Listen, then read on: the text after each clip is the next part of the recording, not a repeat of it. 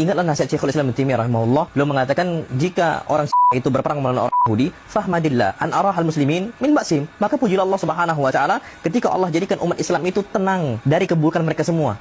Ini adalah penisbahan yang dusta kepada Syekhul Islam Ibnu Taimiyah. Begini saja, saya tantang siapapun, silahkan datangkan riwayat tersebut. Yang bisa memenuhi tantangan ini, saya berikan hadiah yang layak. Maka saya sangat aneh dengan cara beragama teman-teman ini. Suatu nukilan yang sebenarnya sangat mudah hari ini untuk di cross-check, tapi tidak mereka lakukan. Tidak dengan cara seperti ini, teman-teman sekalian, agama kita ditegakkan dengan menyebarkan kedustaan. Apalagi kalau menyangkut nama baik, keselamatan, bahkan darah manusia. Ini bicara nasibnya orang loh. Kemudian kita seenaknya mencomot. Mungkin sebagian kita akan beralibi, oh saya tidak tahu kalau ini berita dusta. Tetapi ini sudah tersebar luas. Apa sulitnya kemudian kita mengecek ke kitabnya langsung. Kemana kita dari firman Allah Subhanahu wa taala, ya ayyuhalladzina amanu in ja'akum fasikum binaba fatabayyanu an tusibu qauman bijahalah fatusbihu ala ma fa'altum nadimin. Ini bicara tentang nasibnya satu negeri loh, satu komunitas, satu umat kita terima mentah-mentah berita dusta. Ini menjadi bahan renungan teman-teman sekalian. Kalau untuk suatu permasalahan yang sebenarnya dengan mudah bisa kita cek ke kitab-kitab para ulama,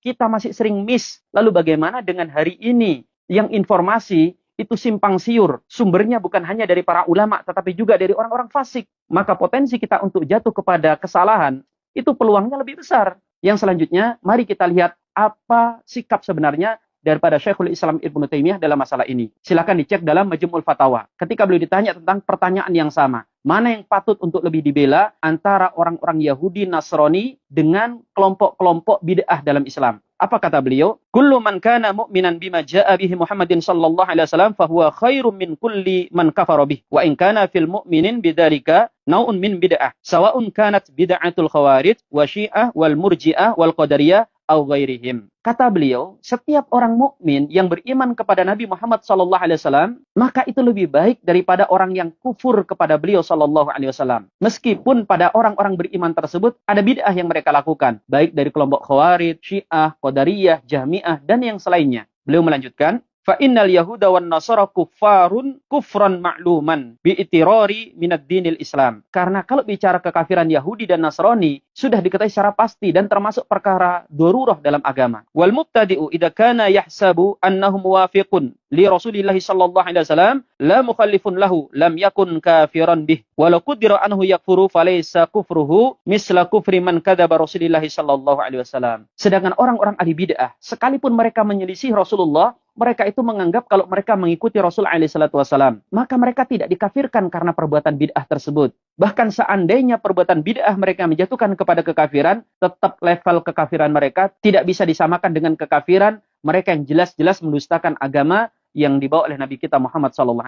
Maka sudahlah teman-teman sekalian, Anda boleh benci kepada orang-orang Rafidhah, tetapi jangan sampai kebencian kita kepada satu kaum membuat kita berlaku tidak adil. Apalagi menyebarkan hoax, karena al-haq itu tidak dibela dengan hoax. Bahkan kemudian karena hoax yang seperti ini, ada yang lebih parah ini. Pernyataan yang menganggap kalau orang-orang Syiah berarti lebih buruk daripada orang-orang Yahudi. Dan dalam dakwah teman-teman sekalian, justru cara-cara kotor seperti ini yang akan menodai Islam itu sendiri. Ini akan semakin membuat kebencian kelompok-kelompok Syiah kepada Ahlu Sunnah wal Jamaah. Karena mereka akan mengatakan, tuh lihat tuh, karena bencinya Ahlu Sunnah kepada kita, sampai pernyataan palsu pun mereka bawa-bawa. Teman-teman sekalian, seandainya dikatakan oleh Syekhul Islam itu benar, kita tidak boleh memukul rata kan? Karena tidak semua Syiah itu Rafidhah. Sebagaimana kita tidak mau dikatakan semua Ahlu Sunnah itu nasibi. Nah biasanya begini, saya akan langsung dituduh dengan tuduhan macam-macam. Ketika saya berkonfrontir dengan orang-orang Syiah, berdebat dengan mereka, bahkan saya datangi sarangnya, saya dikatain Wahabi. Nah sekarang ketika kita mencoba menerangkan tentang orang-orang Syiah, saya akan dikatakan Syiah. Saya itu jadi bingung, saya itu sebenarnya Wahabi atau Syiah? Kira-kira mana yang benar? Saya Syiah atau Wahabi? Nggak tahu, tanya yang mau tanya saya.